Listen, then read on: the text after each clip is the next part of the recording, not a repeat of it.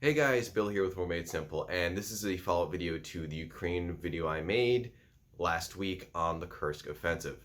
This is not going to be a update on the situation. I'm going to have a video on that out this Friday, but this video, what I want to go over is kind of why Ukraine might have done this, because we still don't have answers on that front as to why. So there's going to be a little bit of speculation, also a little bit of logical thinking, kind of explaining why that is. So there's three different avenues we're going to look at. First one is going to be the tactical side. That is going to be the short-term reasons for why Ukraine might have done this. Second is going to be the strategic side, the more long-term reasons Ukraine might have done this. And third, and certainly not least, is going to be the political side. That is going to include propaganda as well as government-based stuff. So, starting with number one, that is going to be the tactical. Tactical would be the short-term stuff. The main reason I can think of Ukraine doing this is just to get tension off of that western front, the eastern front rather, that it has along the Donbass region. If it can start going ahead and diverting troops to the north from Donbass, it can start relieving some of the pressure, because Russia has been very slowly but steadily pushing the Ukrainians back on that front throughout the last year, and they might be running a little bit low on resources and manpower to send to that front.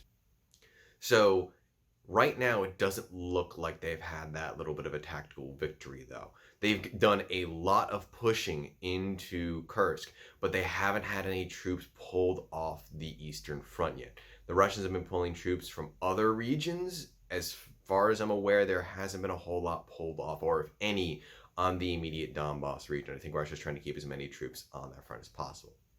So that's the tactical side, and we don't know if that's going to be a short-term victory or not. Right now, it looks like it's probably not, if that's the goal. The second is a strategic base victory, or a long-term base victory. And in this way, it looks like if this is the Ukrainian goal, they are doing pretty well. Because if this is to open a new front and keep Russian forces spread across two fronts, it could be something that Ukraine will be successful in. Right now, Russia barely has the resources to sustain one front. If Ukraine goes ahead, takes much of Kursk, like they have already done, they've taken, I think, 1,000 square kilometers as of right now, which is a lot more than they had during my last video. This could mean that Russia has to station more troops, like I suggested in that last video. And it strategically means that they have to man the Russian border, which means less troops on the Donbass front, which means less strain on Ukraine. So that's the strategic, the long-term, and the tactical, the short-term. The political might be the real reason they're doing this. And the reason that I think that is because mainly of how embarrassing this has been for Russia and how much of a victory this has been for Ukraine. Ukraine has been the first nation to touch mainland Russia with ground troops since Hitler during World War II. That is not something that Putin is taking lightly. And since we have heard about the attack itself, the Russian government's come out on a daily basis saying they've sent troops there, the advance has stopped, we don't have to worry about anything more. It doesn't seem like they have stopped the advance, and they've said that every single day for a week now, and the advance is continuing and continuing and continuing. So this is a huge morale boost for the Ukrainians and shows the West that Ukraine is still in the fight. So they're still going to get more weapons, ammunition, and of course money to keep the government running. This is big for Ukraine, but what's even bigger is what is happening in Russia due to this. Putin's losing his mind, rightfully so, because he's being made to look like a fool in front of the Russian people. His homeland is now under attack. His people are now having Ukrainian flags raised over their heads. And worst of all, the army forces he's sending there appear to be ineffective. I said last week that I probably had up to 50 to 100 Russian prisoners.